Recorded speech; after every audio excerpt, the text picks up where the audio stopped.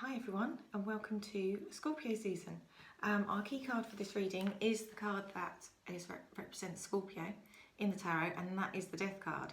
And this is the card that whenever I say to people, do you want a tarot card reading? And they're like, oh no, I don't think I will. No, my luck, I'll get the Death card. Okay, this doesn't mean you're literally going to drop dead because I've read your tarot for you. Death is the opportunity for rebirth, for something new, for transformation. And this is the energy that Scorpio brings into astrology. It's sometimes thought of as quite a difficult sign because they're seen as being associated with all the taboo subjects and all the darkness, the things that we don't want to look at, that we don't want to talk about. And this is exactly what death is, basically. It's one of those taboo subjects that nobody really wants to address or look at or think about. But when something dies, it usually means it's times, it's a natural process and it makes room for something new. So you might be coming to the end of a cycle, there might be something that's not serving you, which you really need to let go of, but you're hanging on to because you're a bit too scared to actually face the fact that it's not working for you anymore. But when you do let go of it, it makes room for other things to come in, which will probably be better, because especially if you've learned the lessons from whatever it was that you were struggling to deal with, you move on, you transform, you grow, and this is what the Death card brings. Okay, so our other cards for this reading are,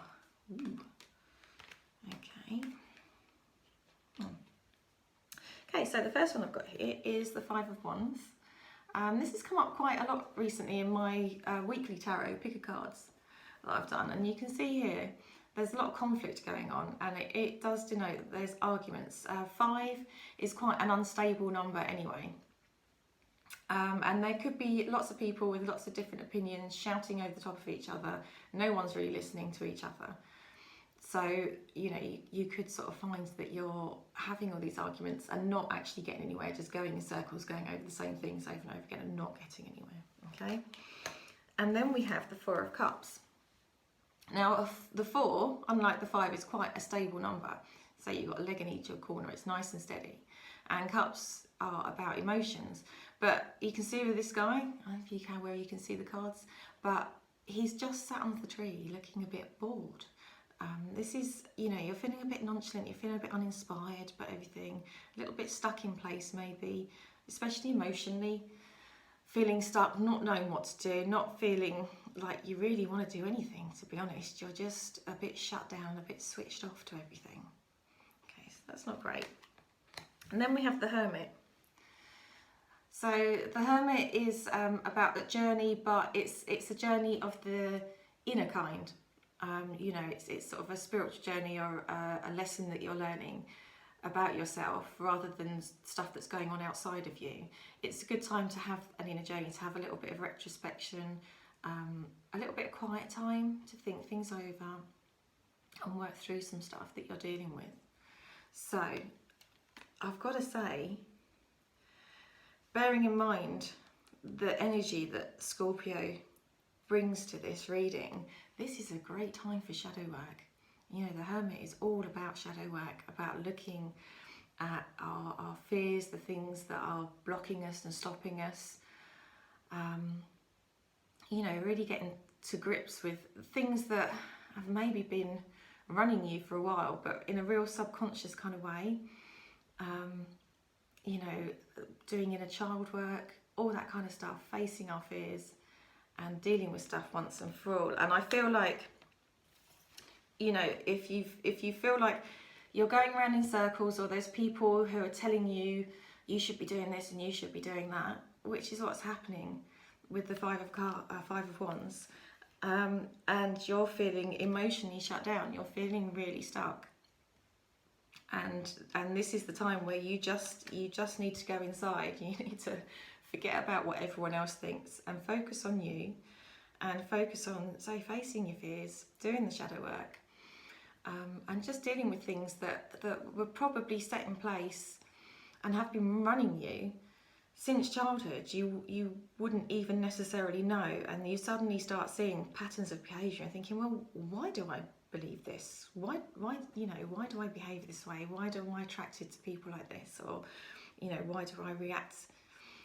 in a certain way to certain situations. And they often say, like, you can be triggered by, if you're being triggered by somebody, it's usually because there's something in you which is being reflected in them. And I feel like this could be the case, especially with the Five of Wands. You know, people are triggering you, and there's something in there that needs addressing, and you need to go inside and address it and do that shadow work, rather than just shutting down and ignoring it. And no, I'm just going to daydream, I'm just going to shut my eyes, I'm going to ignore it, it's all going to go away. That's not going to work, okay? You need to use that Scorpio energy.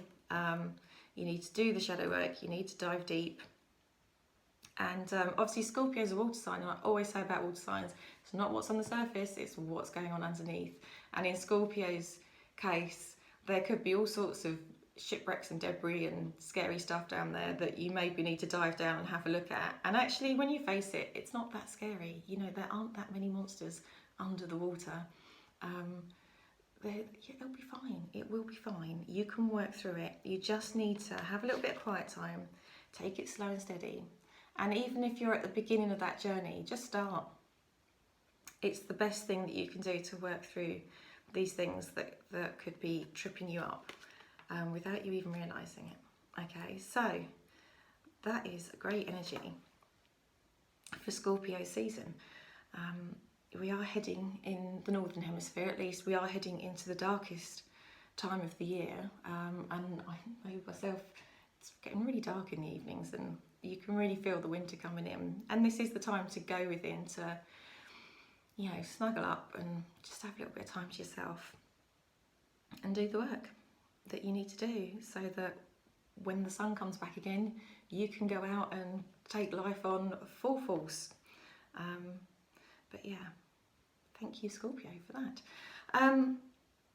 I will be back in the next couple of weeks, I think, for the monthly reading for November already. But in the meantime, enjoy Halloween. Yeah, I will speak to you then. All right, much love to you then. Bye.